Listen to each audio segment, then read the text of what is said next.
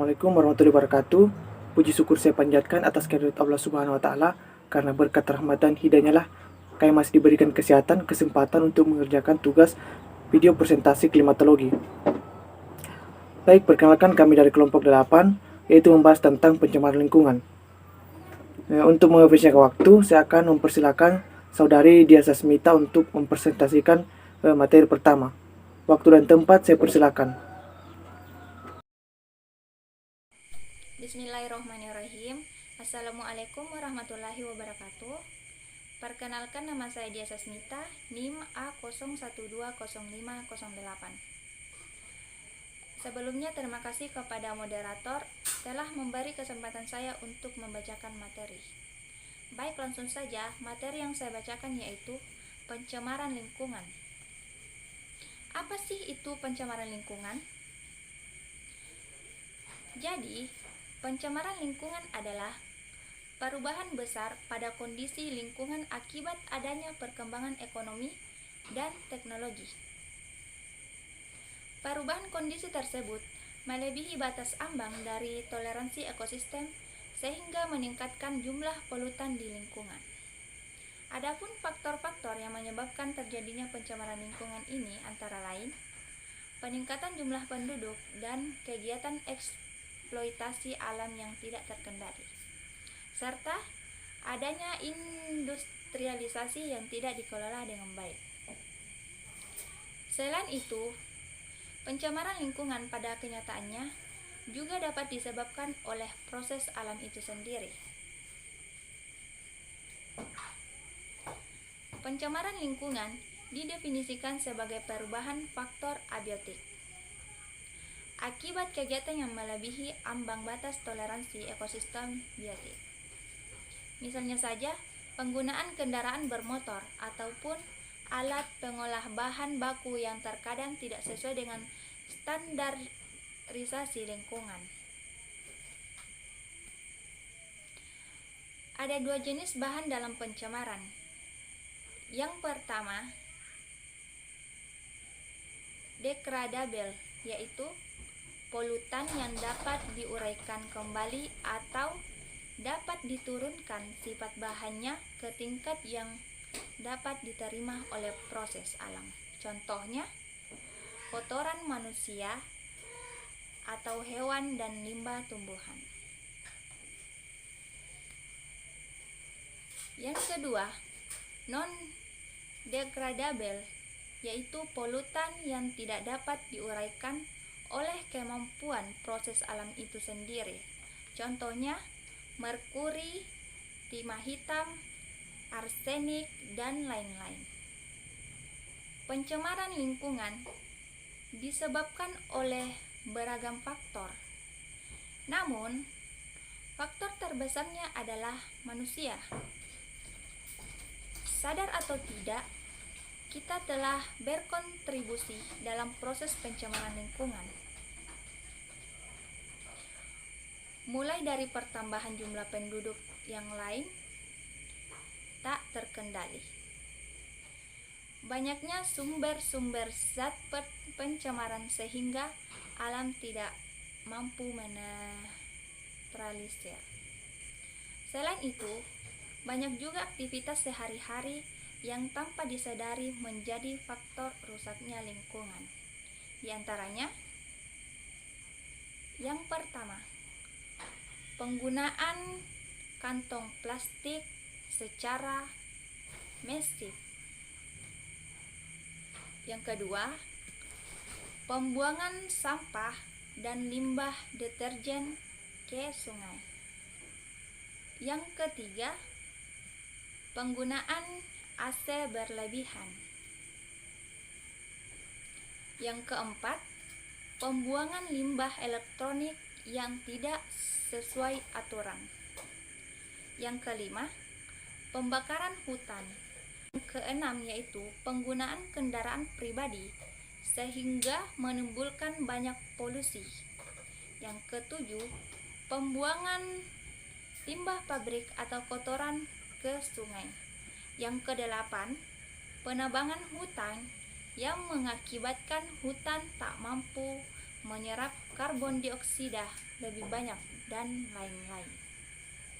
Dengan adanya begitu banyak pencemaran lingkungan itu sendiri menghasilkan berbagai dampak pula kepada lingkungan yang ada, dan hal ini dilakukan analisis pada buku analisis mengenai dampak lingkungan. Terima kasih. Baiklah, itulah tadi materi yang dibawakan saudari dia Sasmita. Untuk materi selanjutnya yaitu dibawakan saudari Asmonika. Waktu dan tempat saya persilakan. Bismillahirrahmanirrahim. Assalamualaikum warahmatullahi wabarakatuh. Perkenalkan, nama saya Asmonika, NIM A0120339, Prodi Agribisnis kelas C. Baiklah, saya akan melanjutkan materi dari teman saya yang yaitu berikut macam-macam dan pembagian pencemaran lingkungan beserta dampaknya. Yang pertama adalah pencemaran udara. Pencemaran udara dapat berupa gas dan partikel. Contohnya sebagai berikut. Gas H2S. Gas ini bersifat racun. Terdapat di kawasan gunung berapi. Bisa juga dihasilkan dari pembakaran minyak bumi dan batu bara. Gas CO dan COZ dihasilkan dari pembakaran minyak bumi dan batu bara. Gas CO dan COZ, karbon monoksida atau CO, tidak berwarna dan tidak berbau, bersifat racun, merupakan khas pembakaran yang tidak sempurna dari bahan bunga mobil dan mesin laptop. Gas COZ dalam udara murni berjumlah 0,03%. Bila melebihi toleransi, dapat mengganggu pernapasan. Sumber pencemaran udara lainnya, yaitu yang pertama adalah oksidasi karbon. Karbon monoksida CO dan CO2. Gas CO2 adalah gas yang dihasilkan dari proses pernapasan makhluk hidup, pembusukan bahan organik, dan pelapukan dari batuan. Yang kedua adalah oksidasi belerang. SO dan SO3, gas sulfur dioksida, ini berasal dari pabrik yang menggunakan belerang dan hasil dari pembakaran fosil. Gas ini juga bereaksi depan dengan air akan membentuk senyawa asam. Yang ketiga adalah oksigen nitrogen, NO atau NO2. N2O dan gas nitrogen ini sangat dibutuhkan oleh makhluk hidup sebagai bahan untuk membangun protein. Jika gas ini bereaksi dengan air, maka akan membentuk sebuah senyawa asam. Yang keempat adalah komponen organik volatile, metan atau CH4, benzena atau CNHN, klorofluorokarbon atau CFC, dan kelompok bromin. Yang kelima adalah suspensi partikel, yaitu debu tanah, dioksin, logam, asam sulfat, dan lain-lain. Yang keenam adalah substansi radioaktif, radion 222, iodium 131, strontium 90, plutonium 239, dan lain-lain. Yang terakhir adalah suara kendaraan bermotor atau mesin industri, pesawat, dan lain-lain. Dampak dari pencemaran udara sendiri adalah hujan asam, perubahan cuaca yang ekstrim, penipisan ozon, peningkatan kasus kerusakan mata, hingga kanker kulit. Oleh sebab itu, sangat penting untuk mengatasi pencemaran udara ini, di mana udara merupakan kebutuhan dasar manusia. Materi yang kedua yaitu pencemaran air. Polusi air dapat disebabkan oleh beberapa jenis pencemaran sebagai berikut. Yang pertama adalah pembuangan limbah industri, sisa inseksida, pembuangan sampah domestik, misalnya sisa deterjen mencemari air. Buangan industri seperti PB, Hg, Sn, dan CO dapat terkumulasi dan bersifat racun bila terjadi pencemaran di air, maka terjadi akumulasi zat pencemaran pada tubuh organisme air. Akumulasi pencemaran ini semakin meningkat pada organisme pemangsa yang lebih besar. Sumber lainnya yaitu yang pertama adalah bahan anorganik atau timbul PB, arsenik atau AS, kadmium atau CD, merkuri atau Hg, kromium atau Cr, nikel atau Ni, kalsium atau Ca, magnesium atau Mg, dan kobalit atau Co. Yang kedua adalah bahan kimia, pewarna tekstil, pestisida, dan lain-lain. Yang ketiga adalah bahan organik berbentuk limbah yang dapat diuraikan oleh mikroba. Yang keempat adalah cairan berminyak. Dampak media penyebaran penyakit, peningkatan alga dan eceng gondok, menurunkan kadar oksigen dalam air hingga mengganggu organisme di perairan. Mengganggu pernapasan karena bau yang menyengat. Yang ketiga adalah pencemaran tanah. Pencemaran tanah disebabkan oleh beberapa jenis pencemaran berikut ini, yaitu sampah-sampah plastik yang sukar hancur, botol karet, sintesis, pecahan kaca, dan kaleng. Deterjen yang bersifat non-biodegradable atau secara alami sulit diuraikan, zat kimia dan buangan pertanian, misalnya insektisida, sumber lainnya. Yang pertama adalah bahan logam, mangan atau Mn, besi atau Fe, aluminium atau Al, timbal atau Pb, merkuri atau Hg, zinc atau Zen, arsenik atau As, dan lain-lain. Yang kedua adalah bahan kimia organik, pestisida atau insektisida, herbisida dan fungisida, deterjen dan sabun. Yang ketiga adalah bahan pupuk anorganik urea atau TSP, amonium, sulfat, dan KCl. Yang keempat adalah zat radioaktif. Adapun dampaknya adalah pertanian seperti peningkatan salinitas tanah dan penurunan kesuburan tanah, yang bencana alam seperti tanah longsor dan erosi, hingga penyumbatan saluran air. Adapun materi yang keempat adalah pencemaran suara. Polusi suara disebabkan oleh suatu bidang kendaraan bermotor, kapal terbang, deru mesin pabrik, radio atau tape recorder yang berbunyi keras sehingga mengganggu pendengaran. Pernah ada kasus warga yang merasa terganggu dengan suara mesin boiler milik pabrik kelapa sawit. Setiap hari mereka tidak bisa tidur nyenyak, terutama anak-anak karena bising dari mesin itu. Menurut WHO, tingkat pencemaran didasari pada kadar zat pencemaran dan waktu lamanya kontak. Sumber pencemaran suara diantaranya yang pertama adalah percakapan pelan 20-30 dB.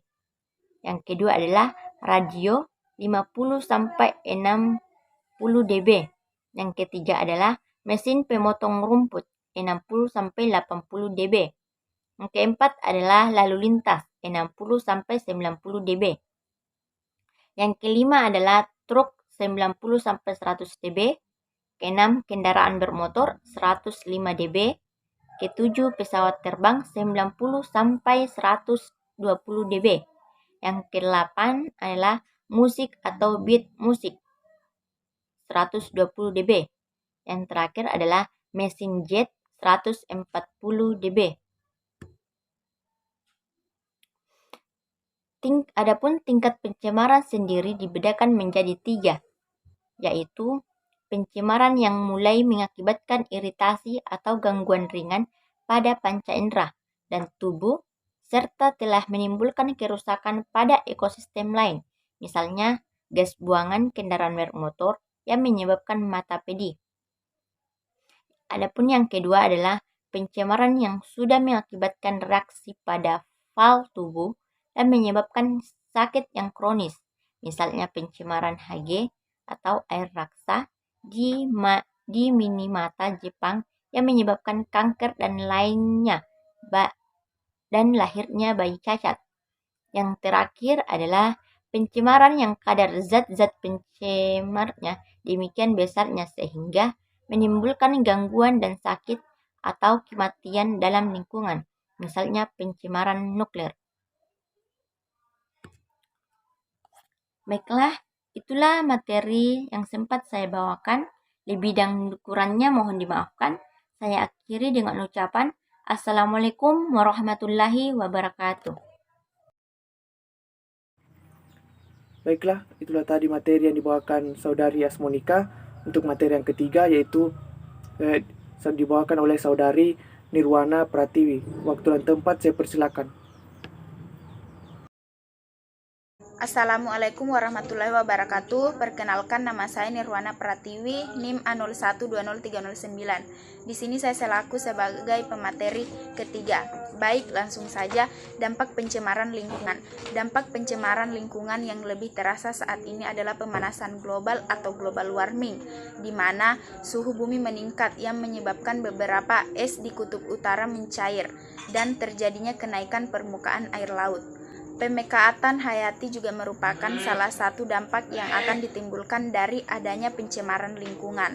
Proses pemekatan hati ini dapat diartikan sebagai peningkatan kadar bahan pencemar yang melalui tubuh makhluk hidup tertentu. Pemekatan hayati ini juga disebut sebagai amalgamasiasi. Sebagai contoh untuk menggambarkan kasus ini adalah suatu perairan yang telah tercemar. Maka bahan pencemar yang ada di air tersebut akan menempel pada alga yang hidup di wilayah perairan tersebut.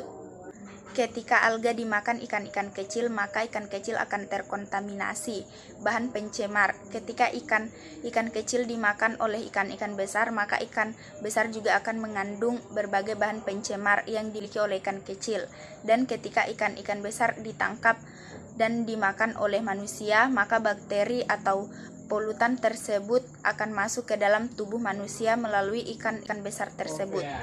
Ketika manusia mengonsumsi beberapa makanan yang berupa hewan atau tumbuhan yang telah terkontaminasi bahan pencemar, maka segala kemungkinan buruk bisa terjadi. Beberapa kemungkinan buruk dari mengonsumsi bahan makanan yang tercemar adalah keracunan atau meninggal dunia. George Tyler Miller 1979 dalam bukunya yang berjudul Living in the Environment menjelaskan bahwa akibat pencemaran lingkungan hidup, kehidupan dikelompokkan ke dalam 6 tingkatan. Adapun tingkatan tersebut adalah sebagai berikut. Tingkatan 1, gangguan estetika, misalnya bau.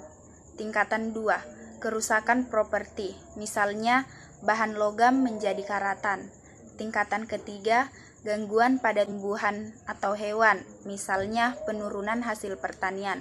Tingkatan keempat, gangguan pada kesehatan manusia, misalnya penyakit saluran pernapasan.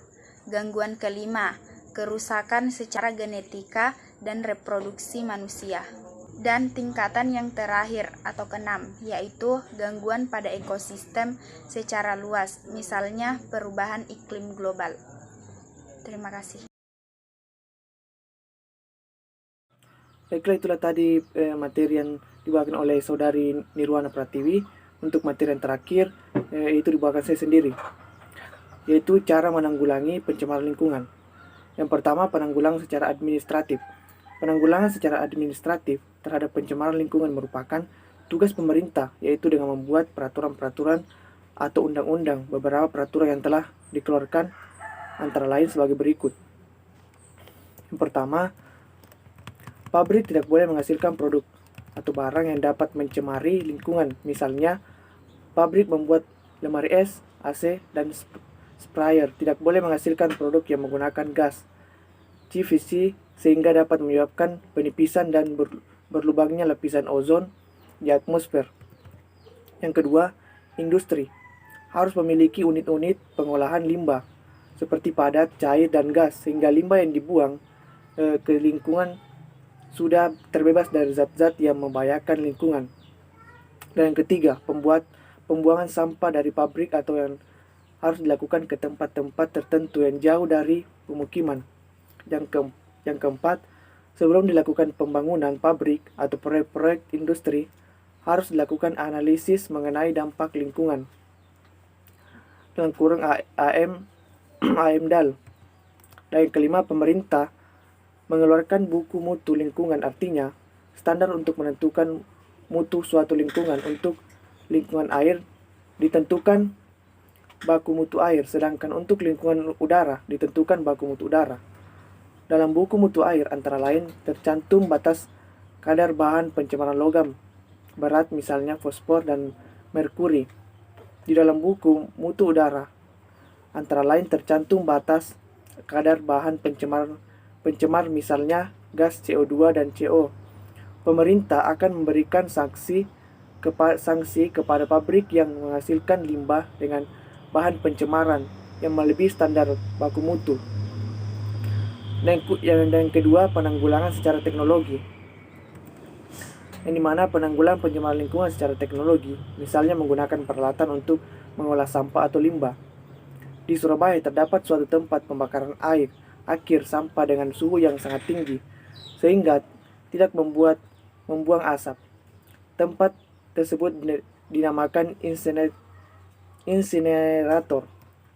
Dan yang ketiga, penanggulangan secara edukatif, yang dimana penangkalan pencemaran secara edukatif dilakukan melalui jalur pendidikan, baik formal maupun non-formal. Melalui pendidikan formal, di sekolah dimasukkan pengetahuan tentang lingkungan hidup, tentang ke dalam mata pelajaran yang terkait, misalnya IPA dan pendidikan agama. Dan yang keempat, penanggulangan pencemaran lingkungan berdasarkan undang-undang. Jika berdasarkan pada Undang-Undang Nomor 32 Tahun 2009 tentang lingkungan hidup sendiri, diketahui bahwa upaya penanganan terhadap permasalahan pencemaran lingkungan adalah sebagai berikut. Yang pertama, mengatur sistem pembuangan limbah industri. Yang kedua, penempatan kawasan industri terpisah dan berjauhan dari kawasan pemukiman penduduk. Dan yang ketiga, melakukan penghijauan. Yang keempat, pemberian sanksi secara tegas kepada pelaku pencemaran lingkungan. Dan yang kelima, penyuluhan pendidikan lingkungan untuk meningkatkan kesadaran masyarakat akan pencemaran lingkungan. Baiklah, itulah tadi materi yang sempat kelompok kami paparkan. Kurang dan lebihnya mohon dimaafkan. Wabillahi taufiq wal hidayah. Wassalamualaikum warahmatullahi wabarakatuh. Dan terima kasih.